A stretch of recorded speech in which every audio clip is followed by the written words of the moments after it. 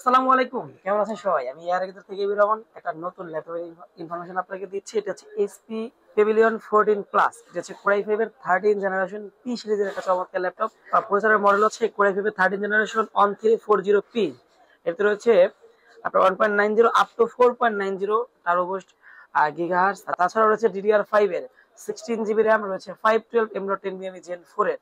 এই চমৎকার ল্যাপটপ আমাদের কাছ থেকে পারচেজ করতে পারবেন। দেখেন লুকের দিক থেকে বলি, এখানে রয়েছে কিপ্যাড লাইট, ফিঙ্গারপ্রিন্ট, সম্পূর্ণ মেটাল বিল্ডের 14 ইঞ্চ একটা ন্যানো বেজেলের ল্যাপটপ।